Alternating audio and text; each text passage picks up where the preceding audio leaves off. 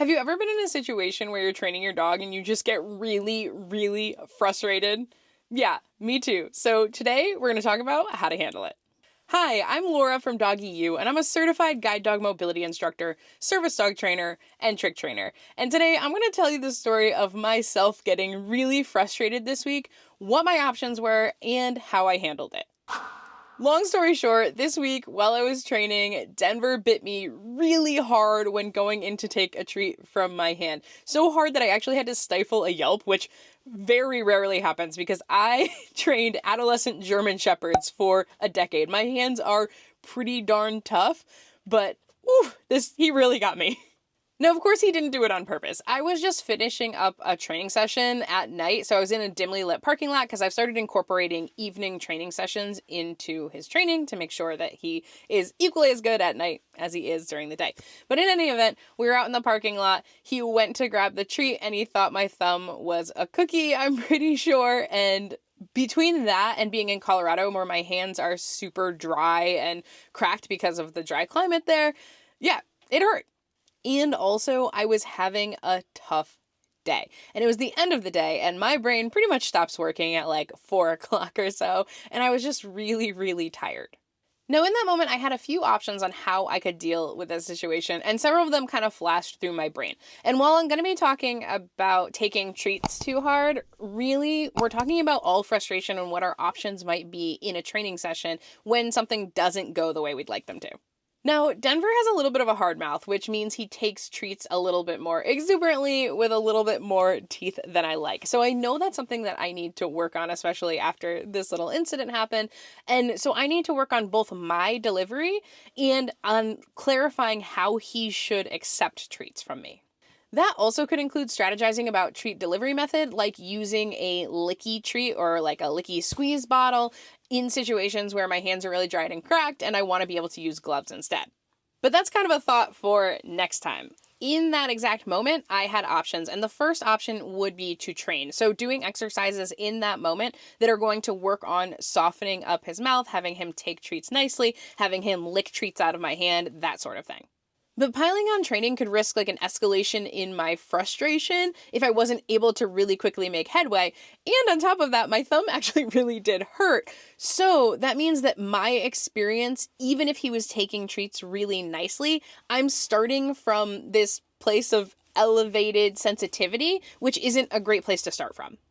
Now, another option would be that I could have yelled at him or I could have yelped in pain, aka applying a positive punisher. But you already heard that I purposely stifled that instinct. And the reason that I did that is that I didn't want to introduce conflict into taking food. So if I am handing food to a dog, I want them to be excited to accept that food and not feel conflicted. And if I start yelling when my dog takes food too hard or yipping, whatever, having a positive punisher in that equation can make them sensitive to taking food from me, which can cause a lot of problems down the line that I'm going to have to fix, which I definitely don't want that conflict in my training. I want Denver to be able to take food enthusiastically from me and without conflict, even if I want him to take it a little bit more gently, because I can accomplish that through shaping instead of through positive punishment. Okay, so we're still left with the problem that in that moment, I was absolutely seeing red, and the worst parts of frustrated me were bubbling to the surface. So what do I do in that situation? All I did was take a handful of kibble, threw that kibble in the crate, cued crate, and he happily hopped in, and I shut the door to the crate, and then I shut the door to the van, and then I sat there and I held my thumb and I felt sorry for myself for a minute or two because what was happening had really nothing to do with my thumb. Yeah, my thumb hurt, but I was feeling all of my other emotions from that day, and that's what was actually happening in that situation.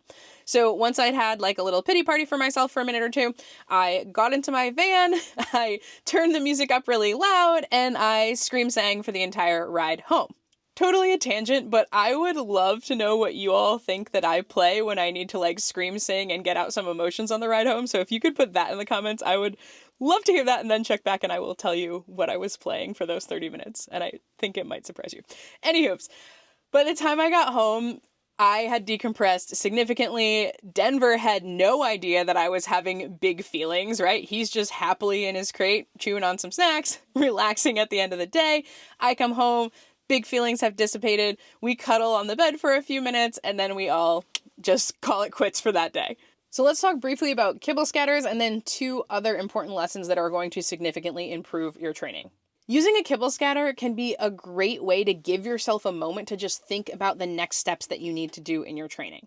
It can also give the dog a moment to decompress, sniff out all those little pieces of food, and also reset the dog after a challenging event, like something scary happens, give the dog a chance to back away from that scary thing, throw a kibble scatter, let them decompress. You can even use it to get out of a sticky situation. I have used it on a charging dog before, a non-aggressive but charging dog. Through a kibble scatter, the charging dog starts picking up the kibble, and I walk away with my dog calmly without any conflict. So I do highly recommend that you add a kibble scatter to your training toolbox, which is as simple as me yelling scatter and throwing a handful of food on the ground. But outside of the kibble scatter, we have 2 things that we can do that will significantly impact our training and have nothing to do with the dog. The first is to learn how to regulate our own emotions. And I think one of the things that really helps me in that process and has helped me as I've developed this skill over the years is to remember that the dog is not giving us a hard time, they are having a hard time. And while in this particular situation, nothing really went wrong, it's just stuff happens sometimes. A lot of times in our training, it's really easy for like our lizard brain to think, oh, this dog is doing this to me on purpose. Instead of thinking that way, I can train myself to think about how a dog responds to both their past experiences and their training, which can help me develop a plan like for the future, which includes both training the dog, but also setting them up to be successful, which is going to help both the dog and I succeed at regulating emotions.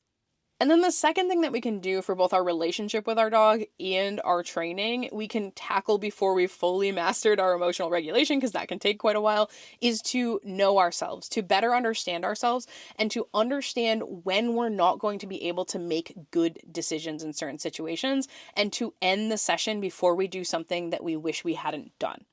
Or to know ourselves even better and to know that when we're in a particular headspace, we're not going to be good teammates for our dogs, and to not even start that session. Baby trainer Laura sometimes made really bad decisions in moments of frustration because I had not tackled my own emotional regulation or understanding of myself. Things like continuing to drill behaviors that weren't going well, escalating my intensity, putting pressure on the dog, using food in a way that pressures the dog to do a thing that they're not ready for, or not quitting when I should have quit and just come back to it tomorrow or even the next week. All of those decisions were pretty unproductive decisions in the moment and can create fallout that I then have to spend time fixing later versus just calling it quits for the day. But over the years, I've worked really hard to be a better trainer for my dogs. And I'm not going to lie, it is hard work. It is a lot of looking within ourselves and seeing things that we sometimes would rather not see and then working on those things. Being able to regulate our own emotions or to recognize when we're not capable of that in that moment and taking the dog out of the equation is a critical part of being a good teammate for your dog.